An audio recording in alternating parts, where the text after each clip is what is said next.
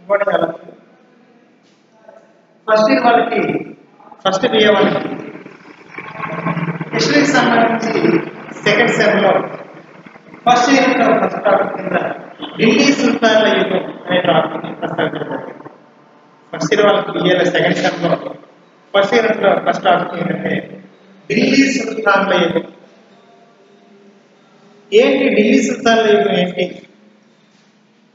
ఇది ఎప్పటి నుంచి ఎప్పటి వరకు కొనసాగింది, సుల్తాన్లు ఎవరు, ఢిల్లీకి సంబంధించి సుల్తాన్ల యుగం ఏంటి అనేది ఒకసారి గమనిస్తే, ఢిల్లీ దేశ రాజధాని ఉన్నటువంటి ఢిల్లీ ప్రాంతాన్ని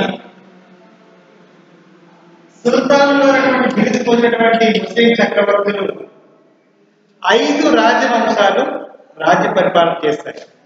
ఢిల్లీ ప్రాంతాన్ని రాజధానిగా ముస్లింల చక్రవర్తులు సుల్తాన్ బిరుదు పేరు మీదుగా సుల్తాన్ బిరుదుతో 5 రాజ్యవంశాలు రాజ్య పరిపాలన చేశారు. ఇది ఎప్పటి నుంచి ఎప్పటి వరకు కొనసాగింది అంటే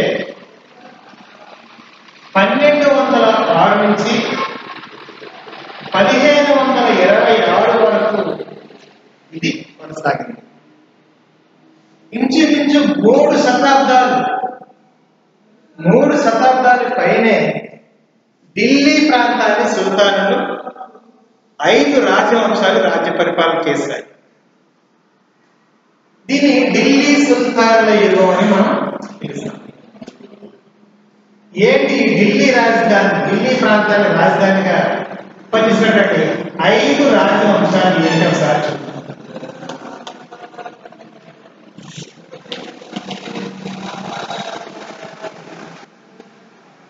మొట్టమొదటిసారిగా బానిస వంశం. ఢిల్లీ సుల్తానయంలో మొట్టమొదటి వంశం బానిస వంశం. రెండవ వంశం ఖిల్జీ వంశం. తర్వాత మూడవదిగా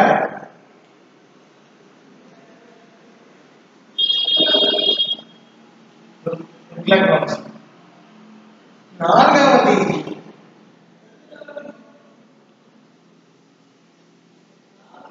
సయ్యద్ వంశం. 5వ వంశం చివరి వంశం అయినటువంటి వంశం లోడీ వంశం. ఈ 5 వంశాల వారు ఢిల్లీని రాజధానిగా చేసుకొని సుల్తాన్ల బిరుదుతో రాజ్య పరిపాలన కొనసాగించారు.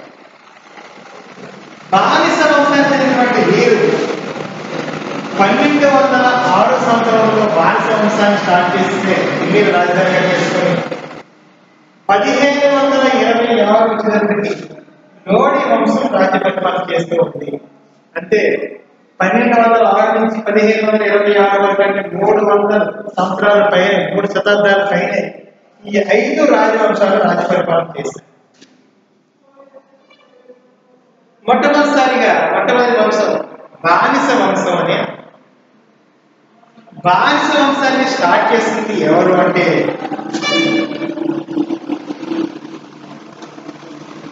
కుతుబుద్దీన్ ఐబక్ అనేటువంటి వసను బానిస వంశాన్ని రాజ్య పరిపాలన చేశారు. బానిస వంశంతో పేరు మీదుగా రాజ్య పరిపాలన చేశారు. ఇతను ఢిల్లీని రాజధానిగా బానిస వంశాన్ని స్టార్ట్ చేసినటువంటి బానిస వంశ స్థాపకుడు ఎవరు అంటే కుతుబుద్దీన్ ఐబక్. బానిస వంశంలో ప్రముఖ వ్యక్తులు కుతుబుద్దీన్ ఐబక్ తో పాటు ఇల్తుత్మిష్, సుల్తానా రజియా,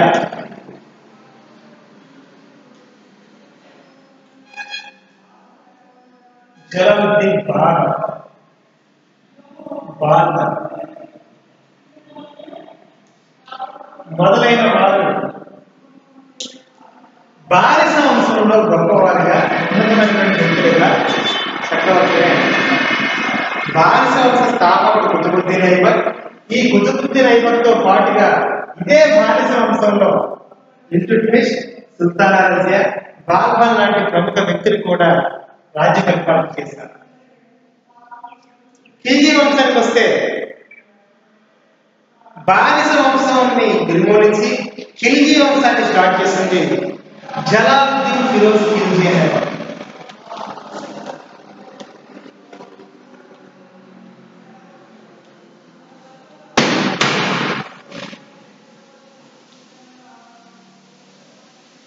జలాలుద్దీన్ ఫిరోజ్ ఖిల్జీ అనేటువంటి ఈ పర్సన్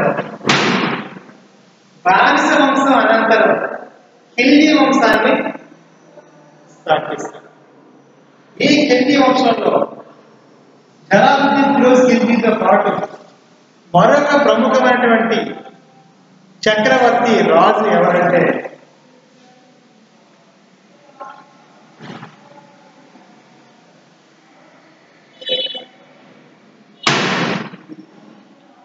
అల్లావుద్దీన్ ఖిల్జీ.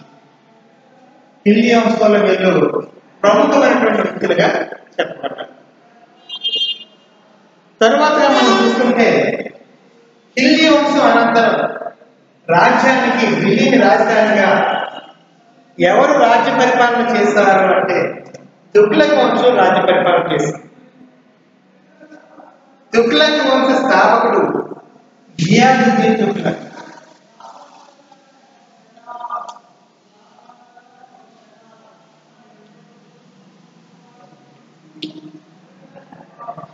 ఈ తుగ్లక్ వంశంలో గియాజుద్దీన్ తుగ్లక్ తో పాటుగా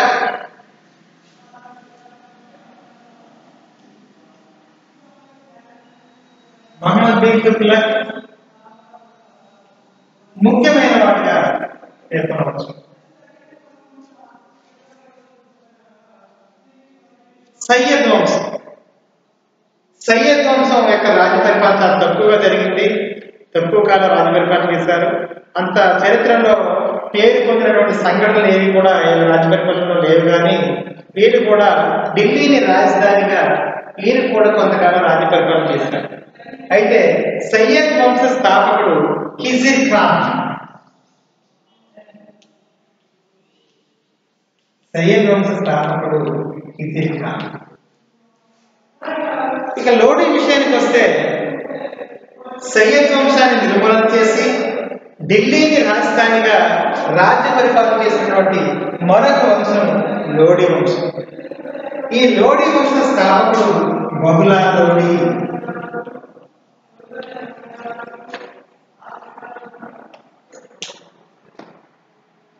లోడీ వంశంలో గొప్పవాడు లేదా లోడీ వంశంలో మరికొంతమంది ఉన్నప్పుడు కూడా ఇబ్రహీం లోడీ మరికొంతమంది ముఖ్యంగా ఎంచుకున్నారు. వీళ్ళే లోడీ వంశంలో ముఖ్యమైన వాడు. అయితే బానిస వంశ స్థాపకుడు 7 రాజవంశాలు, వీళ్ళు మొదటి వారు స్థాపకులు. వీళ్ళే ఈ వంశాన్ని స్టార్ట్ చేశారు. బానిస వంశాన్ని స్టార్ట్ చేసింది కుతుబుద్దీన్ ఐబక్. ఖిల్జీ వంశాన్ని స్టార్ట్ చేసింది జలాలుద్దీన్ ఫిరోజ్ ఖిల్జీ. తుగ్లక్ వంశాన్ని స్టార్ట్ చేసింది గియాజుద్దీన్ తుగ్లక్. సయ్యద్ వంశాన్ని స్టార్ట్ చేసింది ఖిజిర్ ఖాన్. అదేవిధంగా చివరి వంశమైనటువంటి లోడీ వంశాన్ని స్టార్ట్ చేసింది బహుళా లోడీ.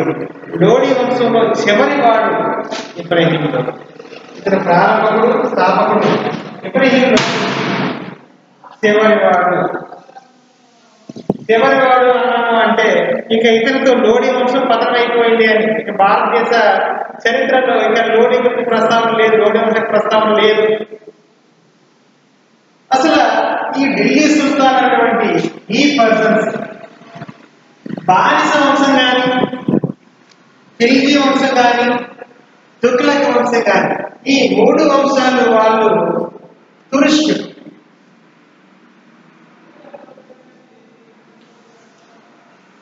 ఢిల్లీని రాజధానిగా పరిపాలన చేసినటువంటి ఈ 5 రాజవంశాల్లో బానిస వంశం, ఖిల్జీ వంశం, తుగ్లక్ వంశానికి చెందినటువంటి ఈ 3 రాజవంశాలకు చెందినటువంటి ముస్లింలు తురుష్కులు. మరి 4వ వంశమైనటువంటి సయ్యద్ వంశానికి చెందినటువంటి వీరు అరబ్బులు అన్నమాట. వీళ్ళు ముస్లింలే, అయితే టర్కీ దేశానికి చెందినటువంటి వారి సమీప ప్రాంతానికి చెందినటువంటి తురుషు జాతికి చెందినటువంటి ముస్లింలుగా ఎంచబడ్డారు. కాబట్టి బానిస వంశం, ఖిల్జీ వంశం, తుగ్లక్ వంశం ఈ మూడు వంశానికి చెందినటువంటి ఈ యొక్క ముస్లింలు తురుషులుగా ఎంచబడితే సయ్యద్ వంశానికి చెందినటువంటి ఈ ముస్లింలు అరబ్. మరి రోడీ వంశానికి చెందినటువంటి ఈ ముస్లింలు ఆఫ్ఘాన్ అనమాట. ఆఫ్ఘాన్ అయితే తురుష్కులైనా, అరబ్బులైనా, ఆఫ్ఘాన్లైనా వీళ్ళందరూ కూడా ముస్లింలే. కాబట్టి తురుష్కులు, అరబ్బులు, ఆఫ్ఘన్లు ఎవరైనా ముస్లిం అయినప్పుడు కూడా ఈ యొక్క బానిస వంశం మొదలుకొని లోడీ వంశం వరకు ముస్లింలే రాజ్య పరిపాలన చేస్తారు. వంశం పేర్లు మారి కానీ వీళ్ళ జాతి ముస్లిం మతానికి చెందినవాడు. వీళ్ళ 5 వంశాలు కూడా ఢిల్లీని రాజధానిగా చేసుకుని రాజ్య పరిపాలన చేస్తారు. కాబట్టి వీళ్ళందరూ కూడా ముస్లింలే. కాబట్టి వీళ్ళు సుల్తాన్లు అనేటువంటి బిరుదుతో రాజ్య పరిపాలన చేశారు. కాబట్టి ఢిల్లీ సుల్తాన్ల యుగం అని చెప్పబడింది. బానిస వంశాన్ని స్టార్ట్ చేసినటువంటి కుతుబుద్దీన్ ఐబక్ ఢిల్లీని రాజధానిగా ఎప్పుడు స్టార్ట్ చేశాడు అంటే 1206లో స్టార్ట్ చేశాడు. 1206 నుంచి 1210, 1206 నుంచి 1210 వరకు రాజ్య పరిపాలన చేశాడు.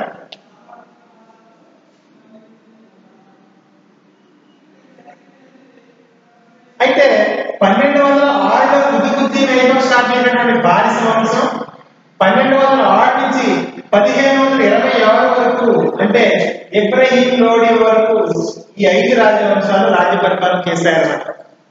అంటే బానిస వంశంలో కొంతమంది, ఖిల్జీ వంశంలో కొంతమంది, తుగ్లక్ వంశంలో కొంతమంది రాజులు, సయ్యద్ వంశంలో, లోడీ వంశంలో ఇలా 5 రాజవంశాలకు చెందినటువంటి ప్రముఖ రాజులందరూ కూడా 1206 నుంచి కుతుబుద్దీన్ ఐబక్ మొదలు 1526 ఇబ్రహీం లోడీ వధించబడే వరకు కూడా ఈ 3 శతాబ్దాల కాలంలో 300 సంవత్సరాల పై కాలం వరకు ఢిల్లీని రాజధానిగా సుల్తాన్లు రాజ్య పరిపాలన చేశారని మనకి తెలుస్తుంది. ఒకసారి చూద్దాం. ఢిల్లీ సుల్తాన్ల యుగంలో బానిస వంశం యొక్క ప్రాధాన్యత ఏమిటి? ఈ బానిస మొట్టమొదటి వంశమైనటువంటి బానిస వంశానికి చెందినటువంటి వ్యక్తి రాజ్య పరిపాలన గురించి ఒకసారి మనం చూద్దాం.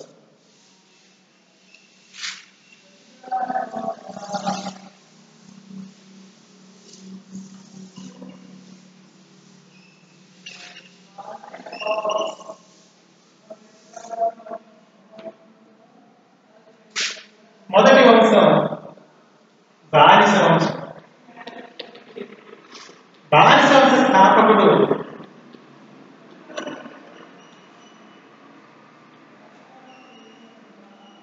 కుతుబుద్దీన్ ఐబక్. ఎవరి దగ్గర బానిసలు అసలు బానిస వంశం పేరు ఎలా వచ్చింది ఏంటనేది మనం ఒకసారి చూస్తే దీనికంటే ముందుగా కుతుబుద్దీన్ ఐబక్ ఎవరి దగ్గర బానిసగా పనిచేశాడు అనేది మనం ఒకసారి చూస్తే మహమ్మద్ గోరీ వద్ద బానిసగా పనిచేశాడు.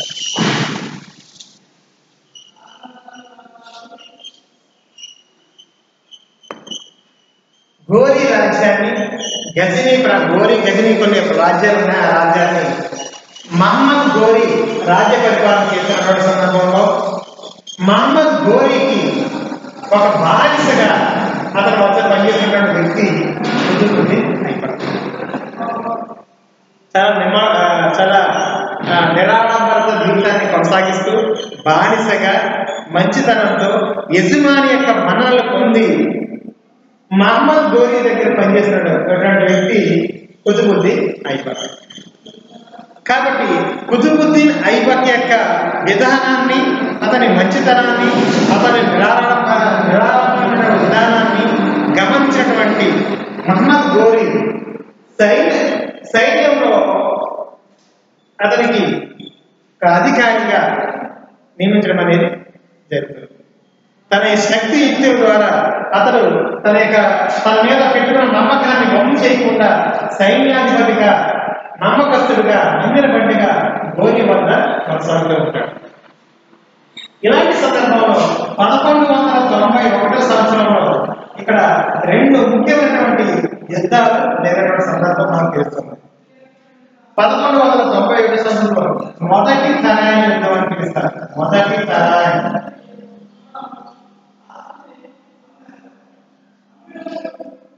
1992లో జరిగినటువంటి యుద్ధం రెండవ తరాయణ యుద్ధం.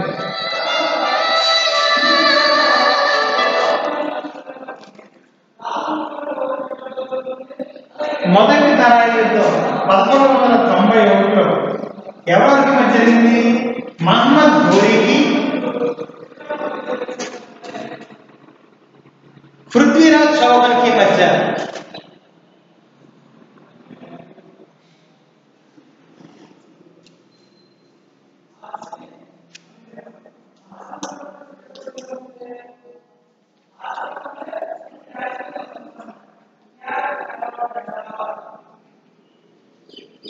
మహమ్మద్ ఘోరీకి పృథ్వీరాజ్ చౌహాన్ రాజపుత్ర రాజు, హిందూ రాజు, ఇతను ముస్లిం రాజు.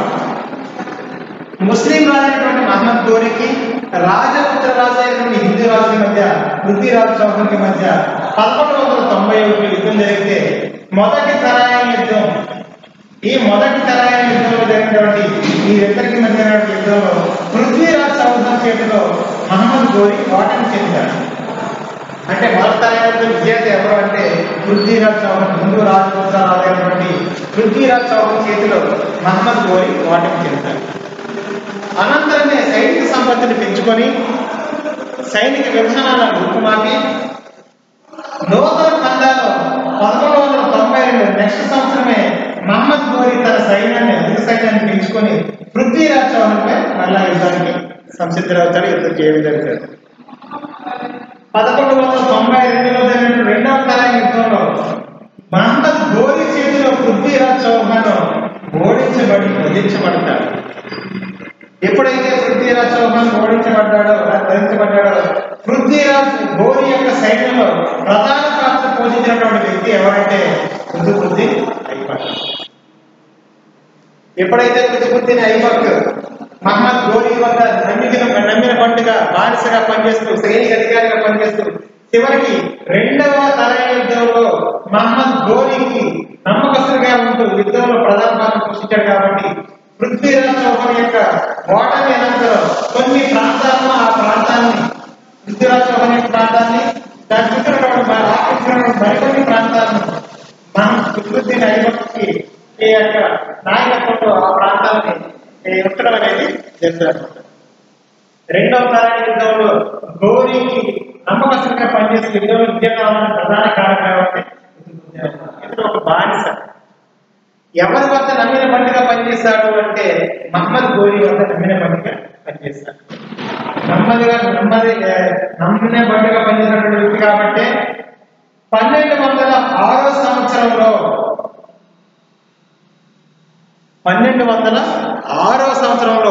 మహమ్మద్ ఘోరీ మీద మొట్టమొదటిసారిగా దాడి జరుగుతుంది.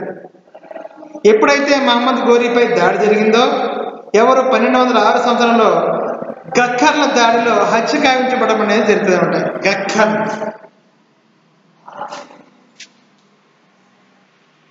గక్కర్ల యొక్క దాడిలో మొట్టమొదటిసారిగా ఊహించినటువంటి పరిణామంలో 1206 సంవత్సరంలో ఈ గక్కర్ల యొక్క దాడిలో ఘోరీ హత్య కావించబడతాడు.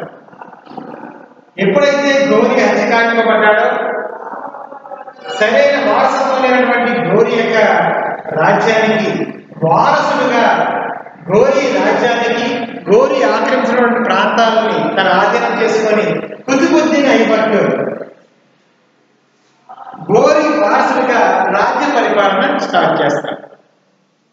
అయితే ఇది ఘోరీ రాజ్యంగా అనేది ముస్లింల రాజ్యంగా అని కాకుండా తను బానిసగానే తన యొక్క జీవితాన్ని తన వద్ద ప్రారంభించి తన యొక్క నమ్మిన బంటుగా తనకి ప్రాధాన్యత కల్పించాడు. కాబట్టి తన బానిసగానే తన యొక్క జీవితాన్ని కొనసాగించాడు. కాబట్టి తన యొక్క వంశాన్ని బానిస వంశంగా స్టార్ట్ చేస్తాడు కుతుబుద్దీన్ ఐబక్.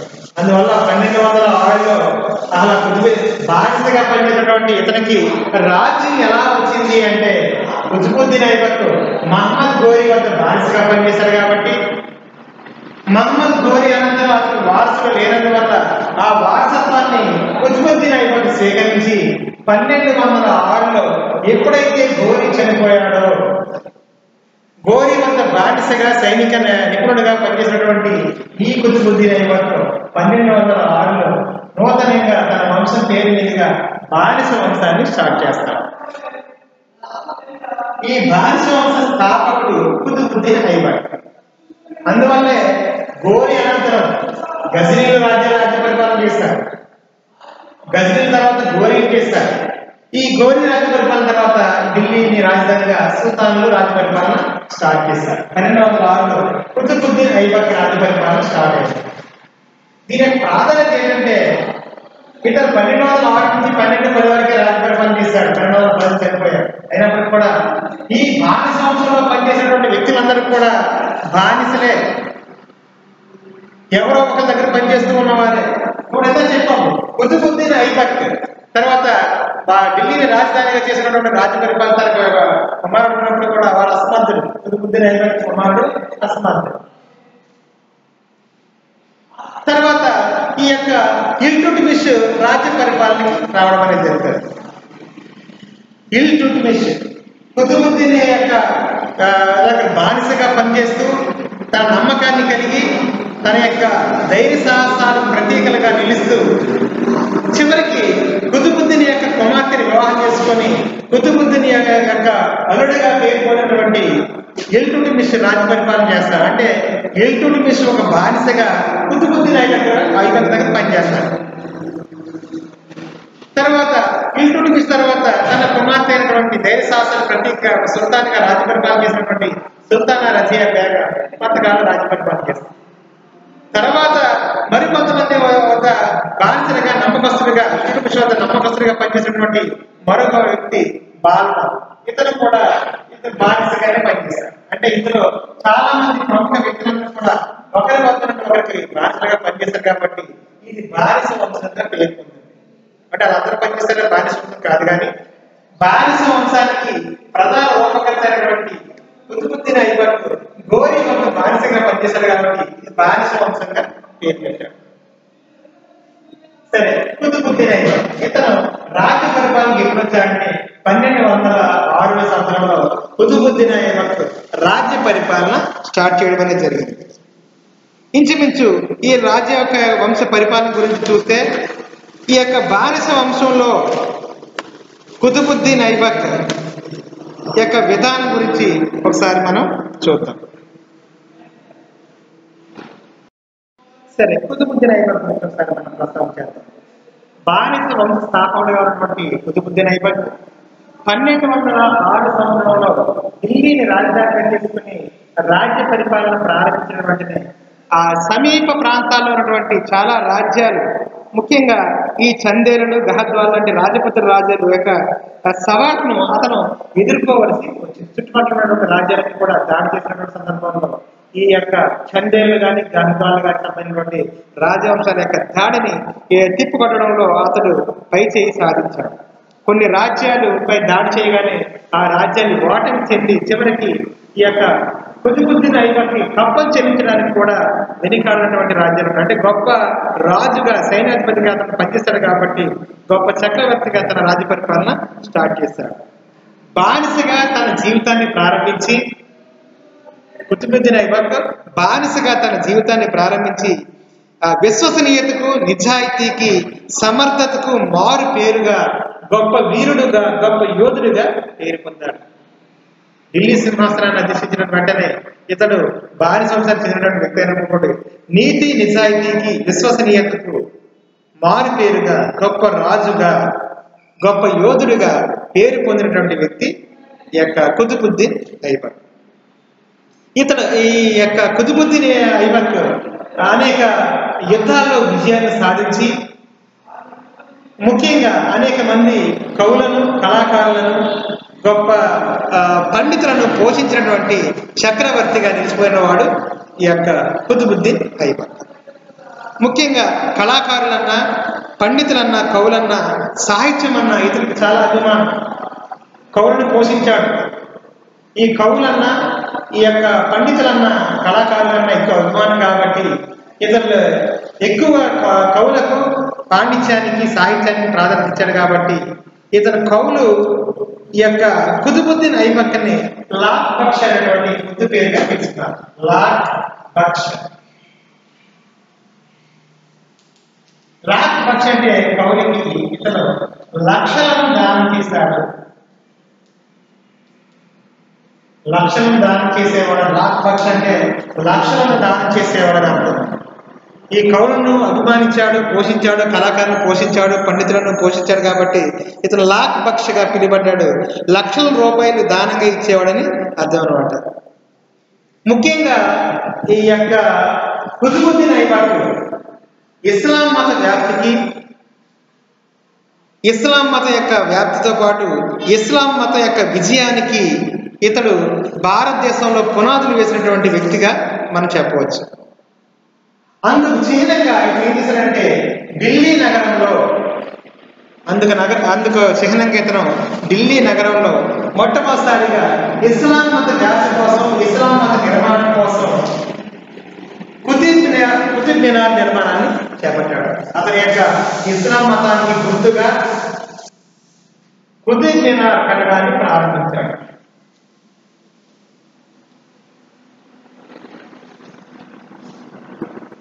ఢిల్లీలో ఇస్లాం మతానికి గుర్తుగా కుతుబ్ మినార్ని ప్రారంభించాడు.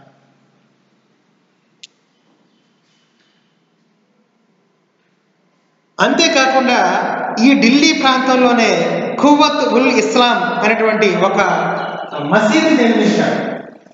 ఖువ్వత్ ఉల్ ఇస్లాం.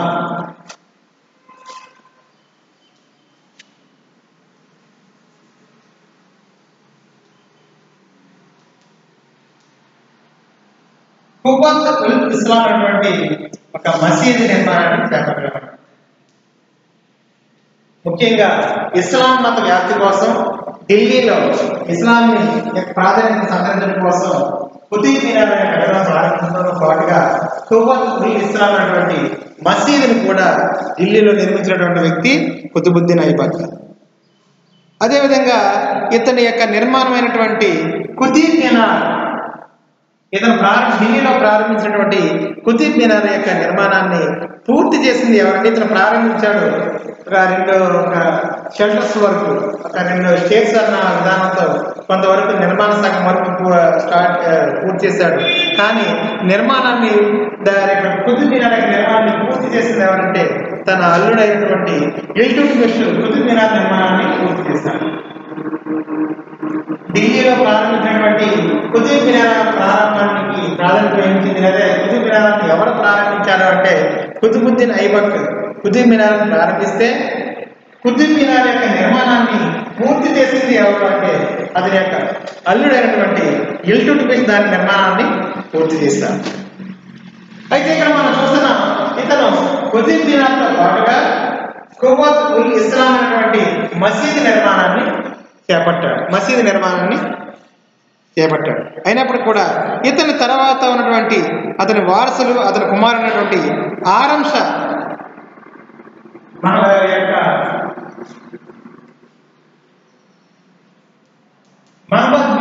కుతుబుద్దీన్ ఐబక్ యొక్క కుమారుడైనటువంటి ఆరం షా కుతుబుద్దీన్ మరణాంతరం ఒక సంవత్సరం పాటు ఢిల్లీని రాజధానిగా పరిపాలన చేశాడు. అతని యొక్క అసమర్థత కారణంగా ఆరం షా యొక్క తన పదవిని కోరుకోవాల్సినటువంటి సందర్భం ఏర్పడింది. తర్వాత ఈ బానిస వంశంలో ఆరం షా అనంతరం కుతుబుద్దీన్ ఐబక్ తర్వాత ఆరం షా ఒక ఏడాది తర్వాత బానిస వంశంలో మరొక ప్రముఖ వ్యక్తి అయినటువంటి ఇల్టుట్మిష్ రాజ్య పరిపాలన స్టార్ట్ చేశాడు.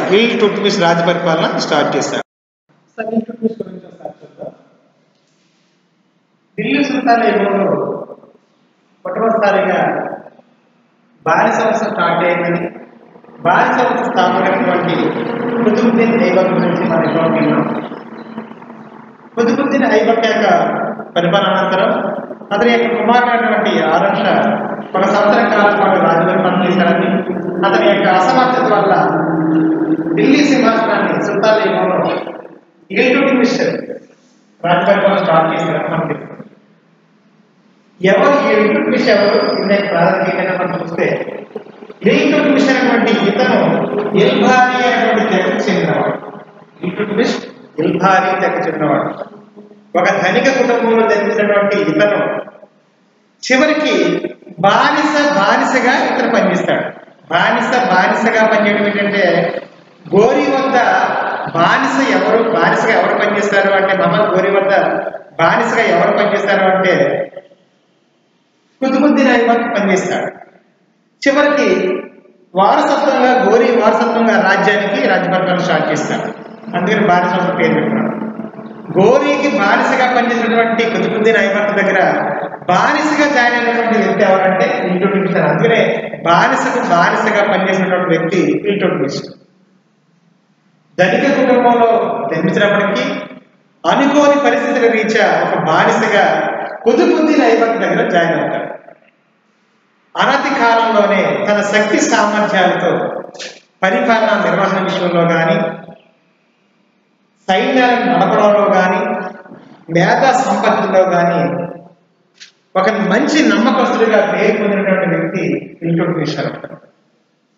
తన యొక్క శక్తి సామర్థ్యాలను గమనించి తన సైన్యంలో జాయిన్ చేసినటువంటి కుతుబుద్దీన్ ఐబక్ అనతి కాలంలోనే ఇతని యొక్క విజయకాంక్షలను చూసినటువంటి కుతుబుద్దీన్ ఐబక్ ఇల్టుట్మిష్కి తన కుమార్తెనిచ్చి వివాహం చేయడం అనేది చెప్తారు.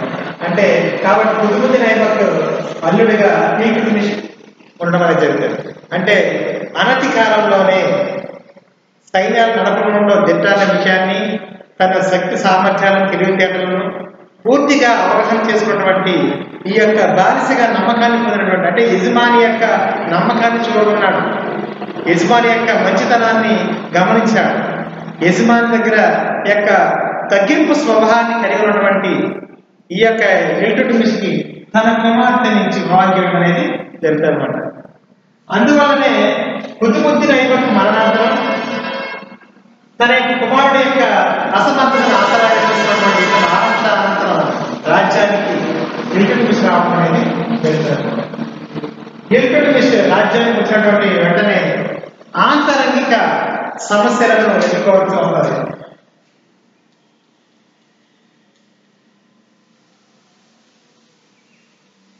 ఆంతరంగిక ఆ రాజ్యంలో ఉన్నటువంటి కొంతమంది వ్యక్తుల యొక్క దాడులను, అదేవిధంగా ఆ ప్రక్క రాజ్యాల యొక్క దాడులను ముఖ్యంగా వాళ్ళ సవాళ్ళు ఎదుర్కోవాల్సి వస్తుంది అనమాట. ఎందుకంటే సాధారణంగా తండ్రి తర్వాత వారసత్వంగా కుమారుడు రాజ్య పరిపాలన చేస్తారు. కానీ అల్లుడు రాజ్యానికి వచ్చినప్పటికీ ఆ రాజ్యంలో కొంతమంది వ్యక్తులు, కొంతమంది యొక్క రాజుల సమూహం కానీ, కొంతమంది యొక్క కుట్రల యొక్క ఆంతరిక సమస్యలు ఎదుర్కోవాల్సిన సందర్భం ఇల్టుట్మిష్కి ఎదురవుతుంది. ఈ యొక్క ఆంతరిక సమస్యను ఎదుర్కోవడంతో పాటుగా కొన్ని రాజ్యాలపై తన యొక్క శక్తి సామర్థ్యాలతో కొన్ని రాజ్యాలపై దాడి చేసి చివరికి ఆ రాజ్యాల నుండి కప్పం వసించినటువంటి సందర్భం మనం ఇల్టుట్మిష్ గురించి మనం చూస్తూ ఉంటాం. చివరికి ముఖ్యంగా ఆంతరిక సమస్యలను లేదా సవాళ్ళను ఎదుర్కోవడంతో పాటుగా తన రాజ్యానికి సమీపంలో ఉన్నటువంటి గజనీ ప్రాంత పాలకుడైనటువంటి తాసుద్దీన్ ఎల్లాస్, గజనీ ప్రాంత పాలకుడైనటువంటి తాసుద్దీన్ ఎల్లాస్ అనేటువంటి ఈ పర్సన్ తరాయి యుద్ధంలో ఓడించడం అనేది చెప్తారన్నమాట. ఎప్పుడైతే తరాయి యుద్ధంలో తాసుద్దీన్ ఎల్లాస్ అనేటువంటి సైనిక అధికారిగా గజనీ ప్రాంత పాలకుడి యొక్క ఈ పర్సన్ ఎప్పుడైతే ఓడించడం జరిగిందో ఆంతరిక సామర్థ్యంలో కానీ తన రాజ్యంలో కానీ మరింత గౌరవాన్ని, మరింత ధైర్య సాహసాలైనటువంటి రాజుగా కీర్తించబడ్డాడు ఈ యొక్క ఇల్టుట్మిష్. ఒక రాజుకు తగినటువంటి గౌరవాన్ని పొందారు. ఇదే సమయంలో ముల్తాన్ ప్రాంతం యొక్క రాజు అయినటువంటి ఈ యొక్క నాసిరుద్దీన్ ఖవాజా దాడి చేయగా ఈ ముల్తాన్ ప్రాంత పాల్గొన్నటువంటి నాసిరుద్దీన్ ఖవాజా సైతం ఈ యొక్క ఇల్టుట్మిష్ యొక్క సైన్యం, ఇల్టుట్మిష్ నాయకత్వంలో సైన్యం ఓడించడం అనేది జరుగుతుందన్నమాట. ఎప్పుడైతే గజనీ ప్రాంత పాల్గొనేటువంటి తాసుద్దీన్ ఎల్లాస్, అదేవిధంగా ముల్తాన్ ప్రాంత పాల్గొనేటువంటి నాసిరుద్దీన్ ఖవాజాను ఎప్పుడైతే ఓడించడం జరిగిందో ఇక తన రాజ్యంలో సుస్థిరమైనటువంటి పరిపాలన ఏర్పాటు చేసుకునేటువంటి అవకాశాన్ని ఈ యొక్క ఇల్టుట్మిష్ అందిపుచ్చుకున్నాడు అనేటువంటి సందర్భం తెలుస్తుంది. నెమ్మదిగా రాజ్యంపై తన పట్టును సాధించడం, ఇదే విధంగా రాజ్య పరిపాలన కొనసాగిస్తున్నటువంటి సందర్భంలో ఇతని యొక్క రాజ్యంలో ఒక పెద్ద సంకటి, ఒక పెద్ద సవాల్ని ఇతను ఎదుర్కొన్నాడు. అంటే రాజ్యం యొక్క పరిపాలన సుస్థిరపరుచుకున్నాడు. రాజ్య పరిపాలన నెమ్మదిగా కొనసాగుతున్న సందర్భంలో హఠాత్తుగా అనుకోని విధంగా ఇతని యొక్క పరిపాలనా కాలంలో ఒక పెద్ద సవాల్ని ఇతను ఎదుర్కోవాల్సి వచ్చింది. ఏంటి ఆ సవాల్ ఏంటి అని ఎదుర్కొన్న సందర్భం ఏంటి అంటే ఇతని యొక్క రాజ్య పరిపాలన కాలంలో అదే ఎదుర్కొన్న పెద్ద సవాలు మంగోలుల దాడి. మంగోలుల దాడి. ఈ మంగోలు గురించి మనం యొక్క 9th క్లాస్ నుంచి ఇలా మంగోలి దాడి, మంగోలియా ప్రస్థానం అని ఇందులో ఉన్నాం. ఈ మంగోలు అనే వాళ్ళు క్రూరులు అన్నమాట. రాజ్యం మీద దాడి చేసి పట్టిన ఈ గూడులు లాంటి వాళ్ళు. వీళ్ళు చాలా ధైర్య సాహసాల ప్రతీకగా పేరు పొందిన వారు.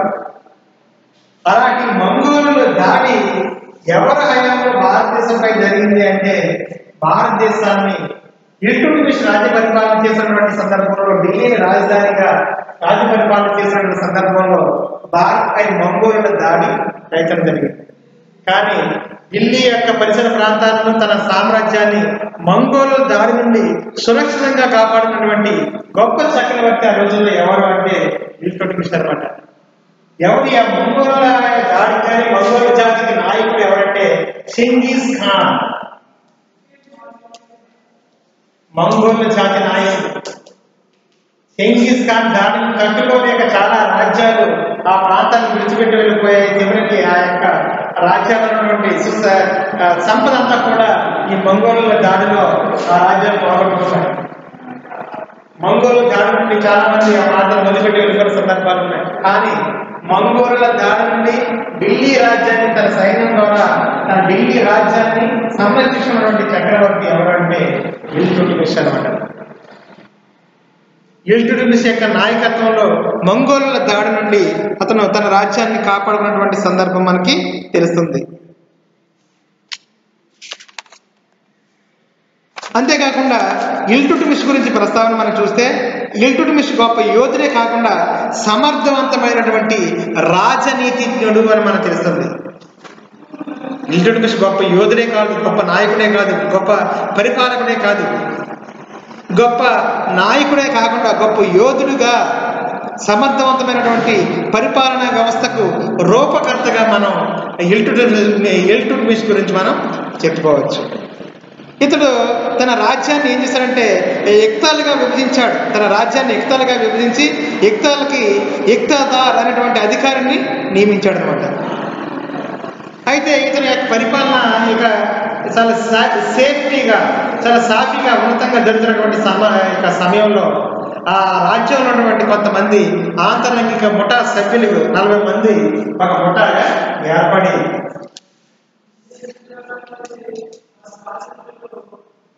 ఇతని యొక్క పరిపాలన వ్యతిరేకిస్తూ పరిపాలన గిట్టనటువంటి ఒక 40 మంది ఆ సభ్యులు ఒక ముఠాగా ఏర్పడి, సర్దార్లు ఒక ముఠాగా ఏర్పడి చిహల్గాని అనే పేరుతో ఒక సంఘాన్ని ఏర్పాటు చేస్తారు.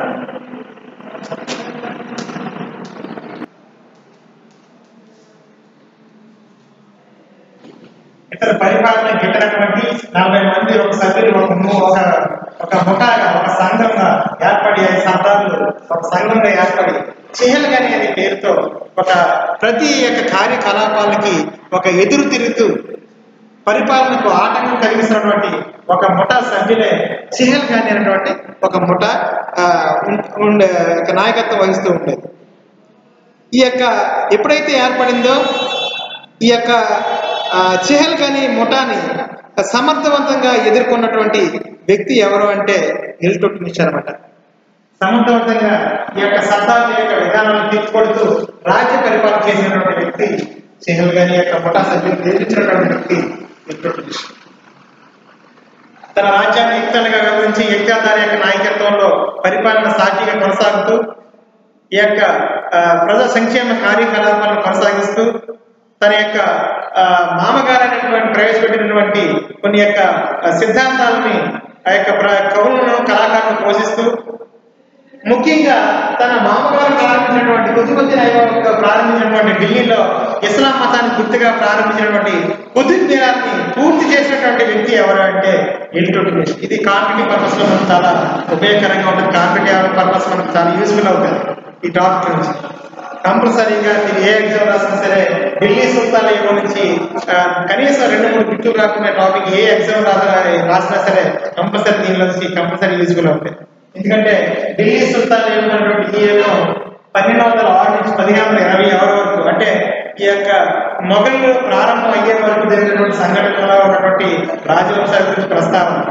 ఇందులో బానిస వంశం, ఖిల్జీ వంశం, తుగ్లక్ వంశం, సయ్యద్ వంశం, లోడీ వంశం, ఈ యొక్క వంశాల ఆర్డర్ గురించి కానీ లేదా ఏ వంశాన్ని ఎవరు స్టార్ట్ చేశారని కానీ, ఫర్ ఎగ్జాంపుల్ 1206 నుంచి 1526 వరకు ఎన్ని రాజవంశాల రాజ్య పరిపాలన చేశాయి ఢిల్లీని రాజధానిగా చేసుకుని సుల్తాన్ అన్నప్పుడు 5 రాజవంశాల గురించి ప్రస్తావన వస్తుంది.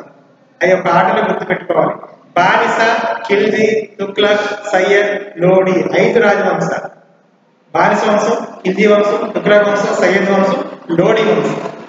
బానిస వంశాన్ని స్టార్ట్ చేసింది కుతుబుద్దీన్ ఐబక్. ఖిల్జీ వంశాన్ని స్టార్ట్ చేసింది జలాలుద్దీన్ ఫిరోజ్ ఖిల్జీ అనేవాడు. తుగ్లక్ వంశాన్ని స్టార్ట్ చేసింది గియాసుద్దీన్ తుగ్లక్ అనేవాడు. సయ్యద్ వంశాన్ని స్టార్ట్ చేసింది హిజిర్ ఖాన్ అనేవాడు. చివరిగా లోడీ వంశాన్ని స్టార్ట్ చేసింది మొఘలాల్ లోడీ. కానీ లోడీ వంశంలో చివరి వాడు ఇబ్రహీం లోడీ. 1526 మహాపాలిక యుద్ధంలో బాబర్ చేత అతను హత్యకు గురి కాబడతాడు. అది తర్వాత మనం చూద్దాం. 1206 నుంచి 1526 వరకు 5 రాజవంశాలు పరిపాలన చేశాయన్న. ఇందులో బానిస వంశం గురించి మనం మాట్లాడుతూ ఉన్నాం.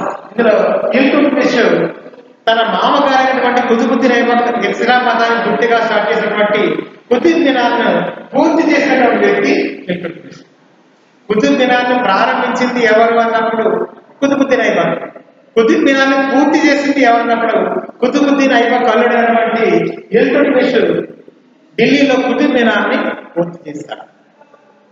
తర్వాత ఢిల్లీ యొక్క సుల్తాన్ యుగంలో కుతుబుద్దీన్ ఐబక్ తనంతరం ఇల్టుట్మిష్ రాజ్య పరిపాలన చేశారు. తర్వాత తన కుమార్తె